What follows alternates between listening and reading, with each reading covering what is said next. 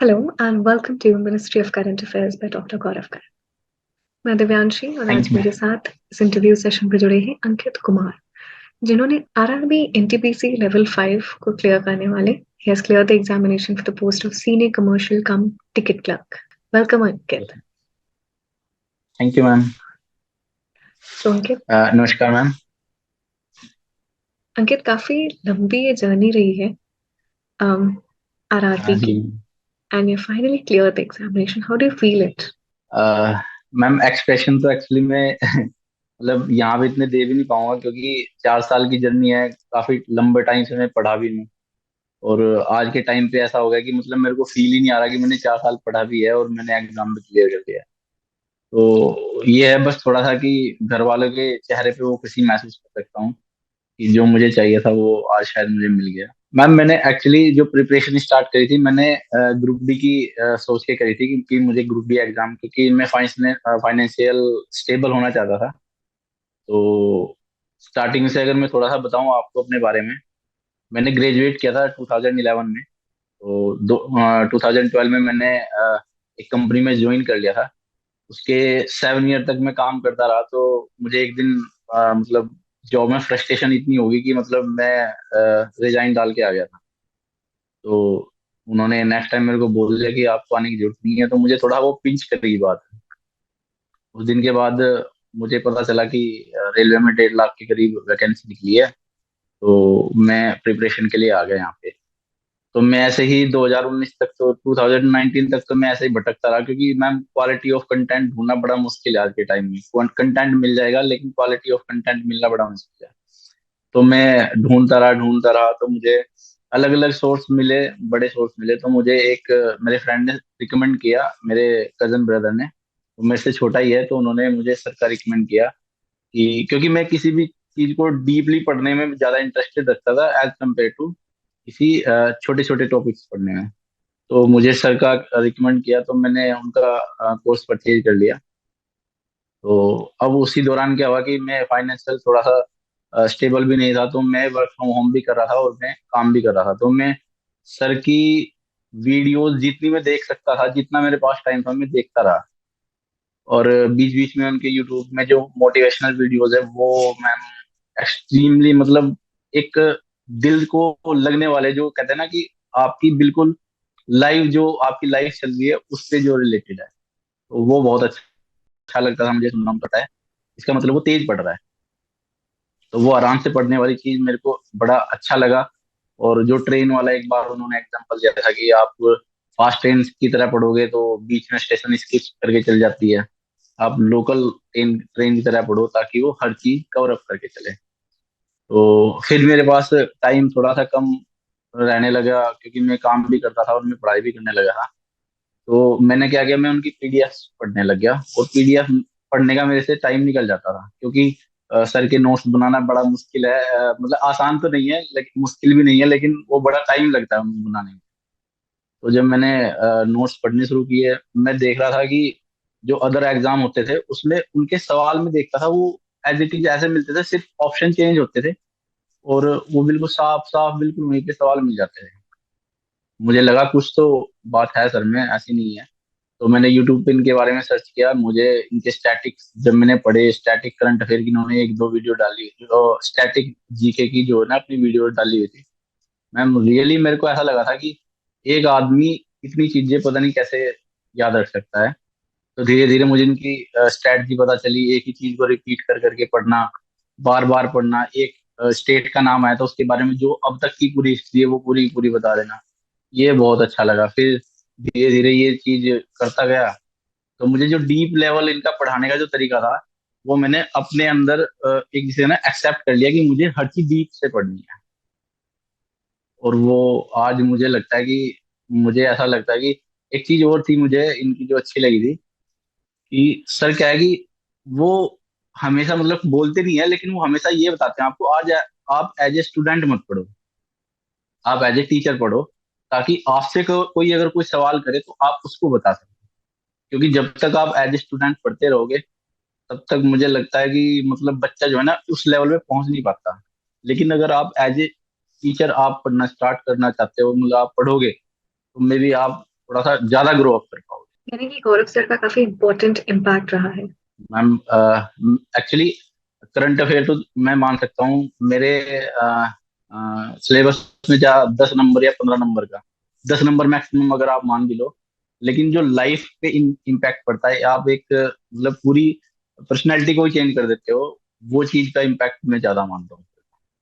क्योंकि वो एक आपके रियल लाइफ बेस्ड आपके एग्जाम्पल आपके फेस पे बताएंगे कि आपके आसपास वाले आपके बारे में क्या सोच रहे हैं। उनको ऐसा लगता है उनको पता है सारा कुछ, या उनके ऊपर बीत चुकी है या जैसे भी है, लेकिन उनको पता है और वो ही चीज मैं फील कर रहा था। तो लाइफ का एक इम्पैक्ट उन्होंने हर चेंज कर दिया। इम्पैक्ट ऐसा डला है लाइफ पे, बहुत अच्छा मेरे को लगा मतलब सर से।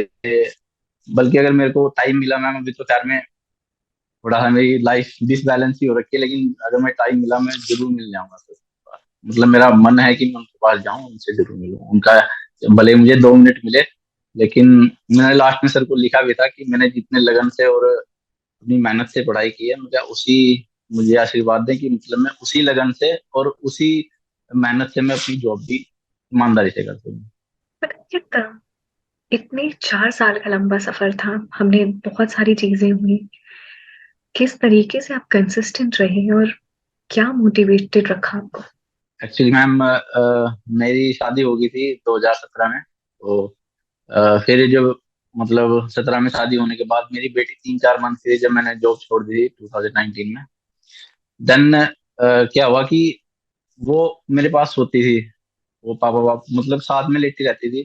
तो मैं यही सोचता था कि मेरे ब्रदर एक्चुअली इंडियन आर्मी में है, उनके बच्चे बहुत अच्छी एजुकेशन भी ले रहे हैं, सब कुछ है, तो मुझे उसकी एजुकेशन की चिंता होती थी। तो वो मेरे साथ में सोते थे, मैं उसको देख के मेरा रूटीन ऐसा हो गया था मैम कि मैं सिर्फ 4 घंटे की नींद ले पा रहा था पूरे दिन में।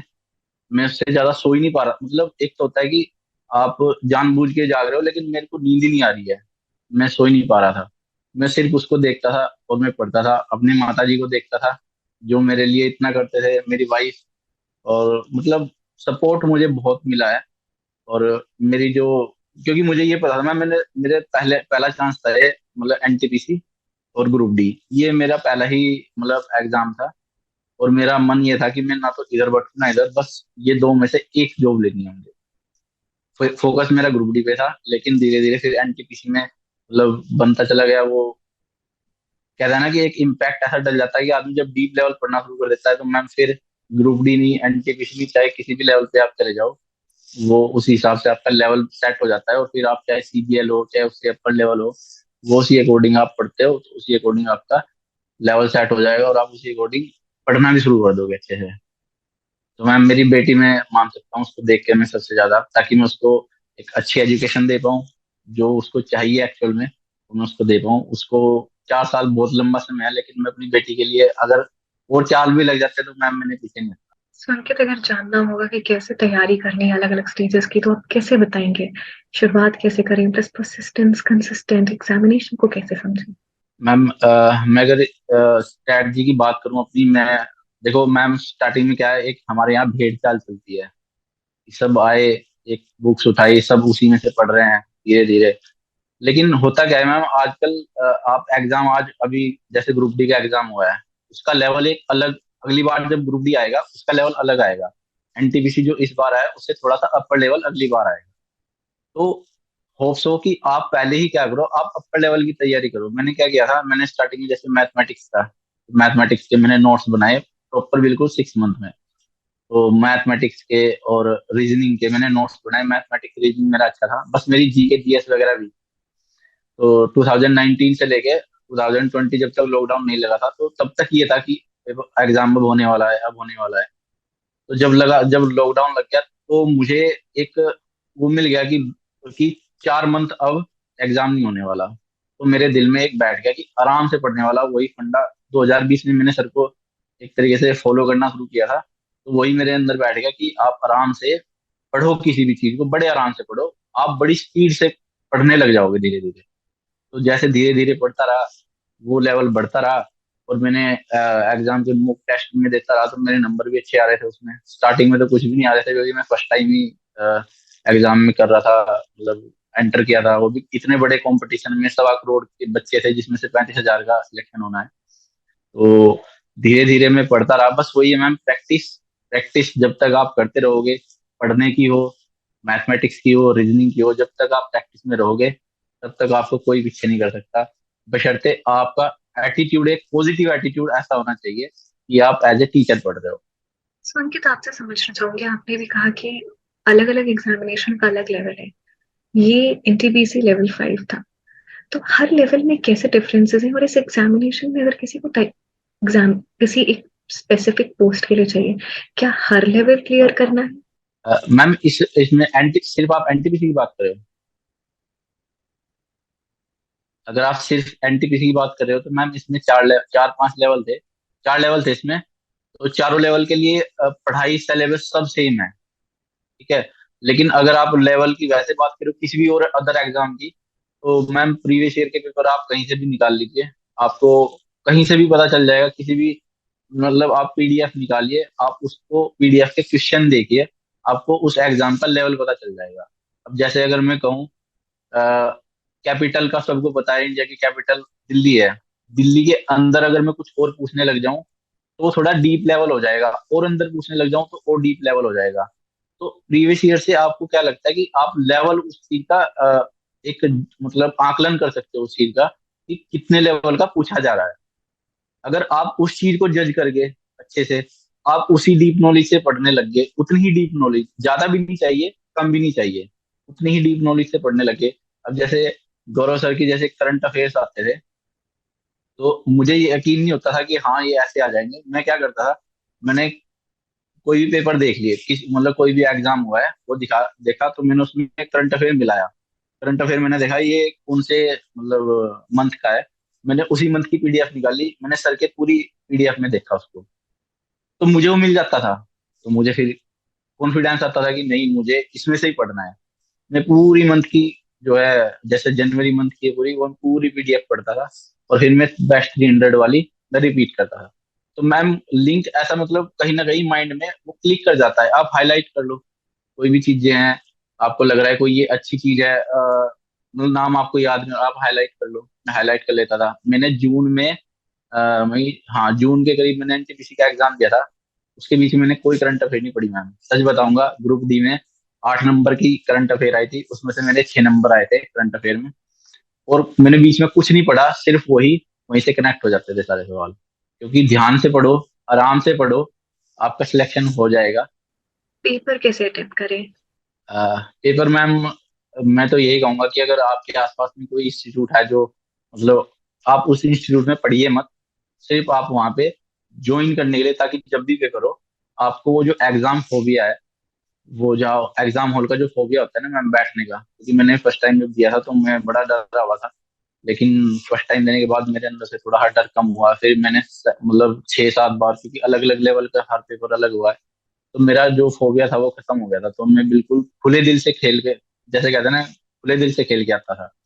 तो ऐसे ही आप एग्जाम दिए दीजिए, कहीं लाइब्रेरी में बैठ के साथ वालों के साथ में दीजिए, और कहीं पे भी कोई इंस्टीट्यूट है जो आपको एग्जाम देने के लिए, मतलब वो आप रजिस्ट्रेशन करिए वहाँ पे एग्जाम देने, सिर्फ एग्जाम देने जाइए, पढ़िए अपनी बुक से ही।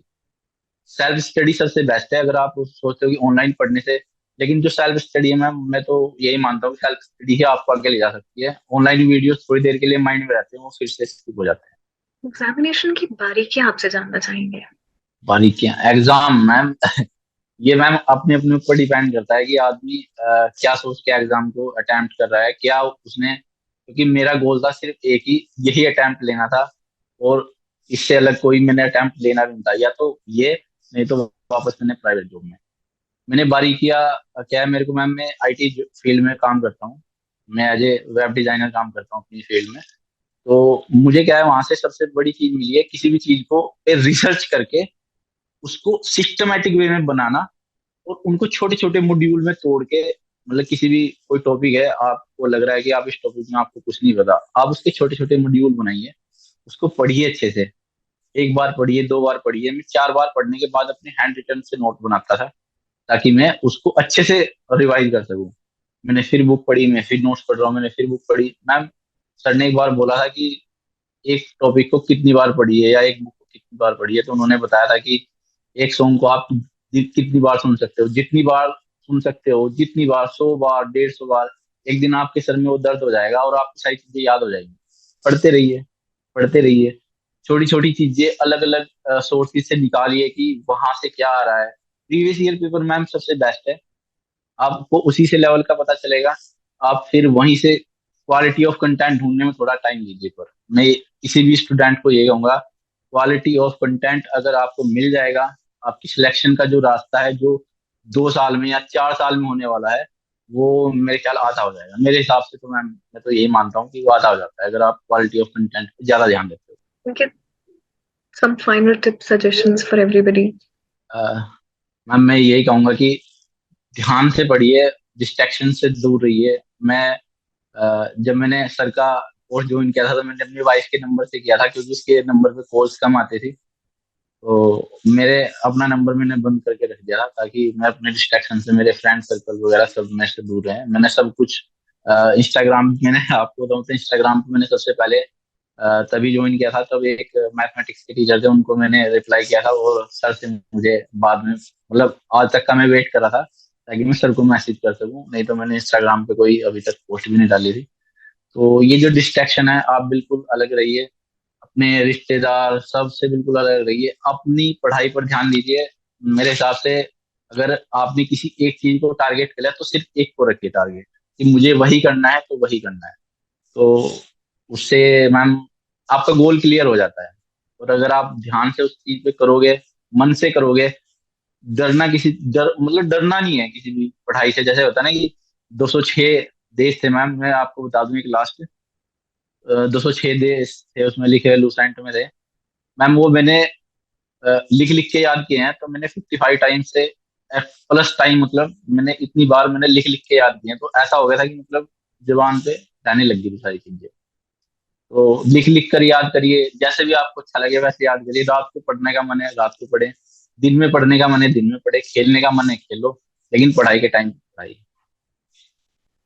एज ए टीचर मेरे हिसाब से तो मैं सबसे मतलब जो बेस्ट मुझे लगता है कि एज ए टीचर पढ़े, ताकि अगर आपसे कोई पूछ ले तो एक्चुअली मेरे ब्रदर हैं, एक बार उन्होंने मुझे सपोर्ट किया था बड़ा कि आप पढ़ो कोई बात नहीं। तो वो बीच में मुझे एक बार जांचने के लिए आ गए, तो उन्होंने बोल दिया मेरे को, कोई एक सवाल पूछ लिया, मैंने उनको बता दिया तो बड़े खुश हुए। फिर उन्होंने मेरे से मैथमेटिक्स का एक सवाल पूछा, मैंने उनको वो भी बता दिया तो बड़े खुश हुए।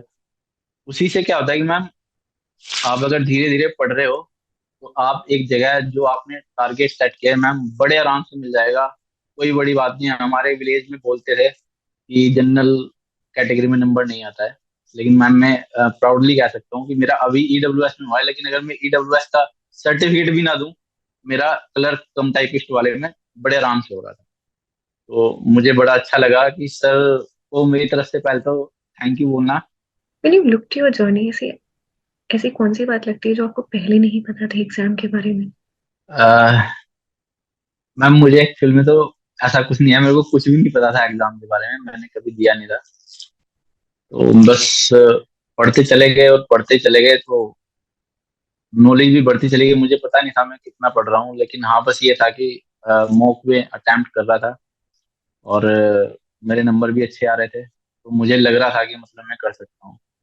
और एक सर ने एक बात कही थी, किसी और सर ने कही थी ये बात, कि सबसे ज्यादा सफल वही लोग होंगे जिनके पास धैर्य था सबसे ज्यादा और सबसे ज्यादा लगन थी, और उनके दिमाग में ये एक बात थी, एक दिन तो आएगा। मैम ये बात मेरे दिमाग में बिल्कुल थी कि एक दिन तो आएगा, और वो दिन कल का था जब सिलेक्ट हुआ मैं। तो मेरी माता जी थोड़े से भावुक थे उस टाइम, मेरी वाइफ लेकिन अभी तक भी यही कहते हैं कि जिस दिन आप ड्रेस पहन लोगे उस दिन हमें लगेगा कि आप सिलेक्ट हुए हो। बाकी वो भी आएगा मैम, उस दिन भी एक अलग ही लेवल होगा। Thank you very much for joining us.